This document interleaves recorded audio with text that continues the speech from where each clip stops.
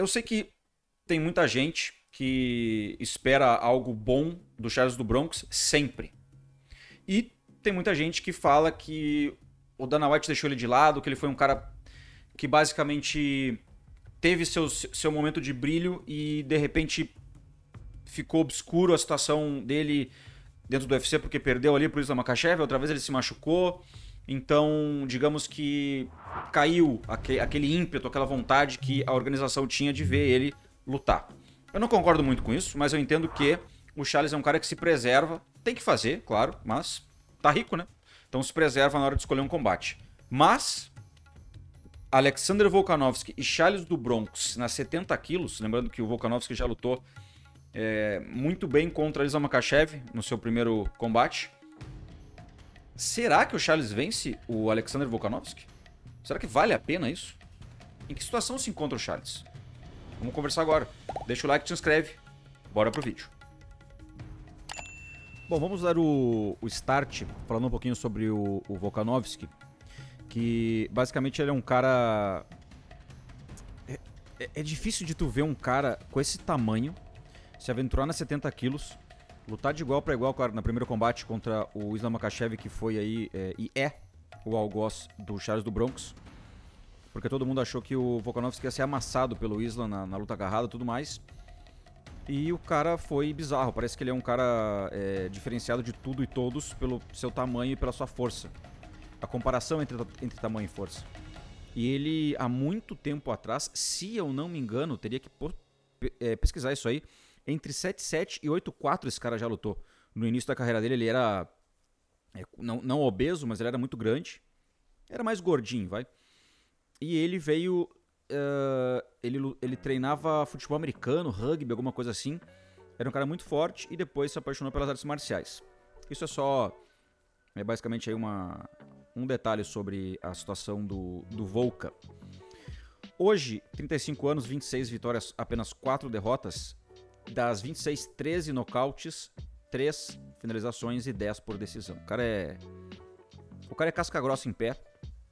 O cara dura demais, tem a durabilidade violenta. E é um cara difícil para qualquer um na meia e 70, eu diria. Até porque o Volkanovski ele teve 2 derrotas por nocaute. Mas se tu pegar fora isso, ele vinha numa sequência assim, surreal desde 2013. Desde 2013 até 2022, quase 10 anos sem perder nenhuma luta. E aí, se sondou mundo afora aí, fora do Brasil, que ele poderia enfrentar o Charles. Ah, mas eu não lembro quando que o Volka lutou por última vez. Bom, ele lutou no dia 17 de fevereiro de 2024, faz pouco tempo, contra Ilia Topuria, que é mais um monstro aí que vem se provando que pode vir a ser dono de um cinturão e tem um excelente boxe, é extremamente afiado e tudo mais. Mas assim, a gente tem que se ater à comparação entre Volka e Charles. Obviamente nas 70 quilos o Charles não desce mais para 66, mas o Volka talvez se sinta confortável nos leves. O Charles hoje, 34 anos, 34 vitórias, 10 derrotas. Das 34 vitórias, 10 nocautes, 21 finalizações. Isso pra mim sempre é bizarro. Sempre que eu visualizo isso, eu não consigo acreditar que o Charles tem tanta finalização. E ele só foi 5 vezes para a decisão. Ele ganhou 3 e perdeu 2. De 44 lutas, ele só foi 5 míseras vezes para decisão. E ele venceu 3 e perdeu 2. É uma parada meio surreal. O que a gente pode ver do Volkanovski? Não é tão fácil de ser quedado.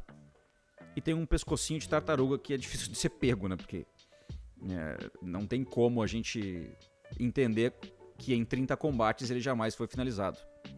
Certo? Então, é uma mistura de Charles finalizador com o pescocinho de tartaruga aí que ele esconde e é difícil de pegar. O Charles, por sua vez, ele tinha perdido pro Islam em 2022, daquela fatídica finalização em cima do Charles. Quem apostou nisso ficou rico. Imagina, Islam finalizando o Charles, era uma parada meio bizarra, né? Depois ele veio bem, nocauteou o Beneil Dariush no finalzinho... Não, no início do...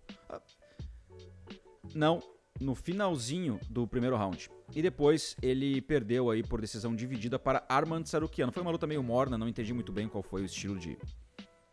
Qual foi a escolha do Charles, de se comportar diante do Tsarukyan, mas beleza, estamos no jogo ainda.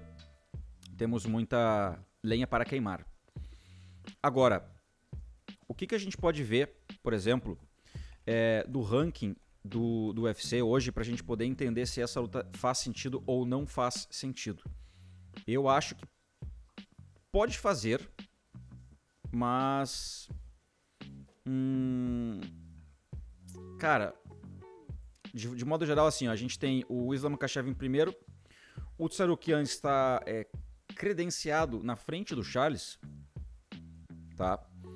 Então, a gente precisa colocar o Charles contra alguém, ou uma super luta, que tem a ver com o Alexander Volkanovski, ou a gente vai fazer absolutamente nada de benéfico pro Charles nesse momento. Por que ele vai fazer? Justin Gaethje? Já foi. Dustin Poirier? Já foi. Que no caso é terceiro e quarto. Dan Hooker nada. Michael Chandler já foi. Beneil Dariush já foi. E lá pra baixo é oitavo, nono, décimo primeiro. Tem aí Benoit Saint-Denis que vai lutar, que não tem nada. Assim, não tem o que fazer. O único que tá na frente do Charles é o Arman Tsarukyan, que tá em número 1. Campeão Islam. O Charles, infelizmente, perdeu pra esses dois. Então o que tu vai dar pro Charles? Tu vai dar o terceiro e o quarto. Gaethje já foi, Dustin Poirier já foi? Não. Faz total sentido pegar um cara que já se testou nas 70 quilos, que é um puta de um nome dentro do mundo do MMA, e fazer um casamento de Alexander Volkanovski versus Charles Oliveira do Bronx. Obviamente isso aí é uma constatação que eu faço em cima de algumas opiniões que vêm aí da gringa e tal. E aí eu fui entender o porquê que os caras estavam supondo ou incentivando que o Charles lutasse contra o Alexander the Great Volkanovski. Aí a minha pergunta é o seguinte: se você está assistindo aqui o vídeo até agora, fala eu sei, escreve, né, no caso, eu sei do que você está falando, para eu saber que você está assistindo. Deixa o likezinho maroto. Espero que você goste aí do nosso conteúdo com imagens e tudo mais, para que eu consiga passar um pouco mais de dinâmica no vídeo. E ao mesmo tempo que eu estou aqui analisando todas as informações, estou conversando com vocês, vendo o próprio vídeo aqui que a gente está colocando, e passando um pouco das defesas e passando um pouco da história do Charles. E cara, é difícil a gente não se perguntar o porquê às vezes o Charles como é que eu vou explicar isso? Se tu pegar que ele lutou agora em abril, parece que faz muito tempo, né? Só que na realidade ele ficou... A gente sente falta do Charles, eu acho. Assim, a cada, sei lá, 2, 3 UFC numerado, um Charlinho ali vinha bem, né?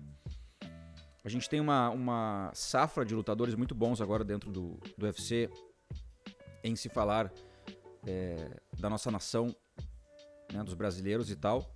Mas a gente tem nomes icônicos, como, por exemplo, este que a gente está falando agora, que é o Charles. Eu sei que tem gente que não vai gostar muito, mas eu gosto bastante do Borrachinha, sempre entrega uma luta divertida. O Charles, então, nem se fala. E aí eu concordo com o que eu estou analisando aqui agora, de que o que eu vou fazer se eu fosse o matchmaker do UFC com o do Bronx na categoria, velho? O que eu vou fazer? Eu não consigo ver o que eu faria com o Charles agora, cara. Sinceramente, me pegou até desprevenido, porque eu não tinha analisado por esse prisma. Ou, se o Charles não quiser um Volca, e uma 77 quilos. E um top 5 da 77. Colby Covington?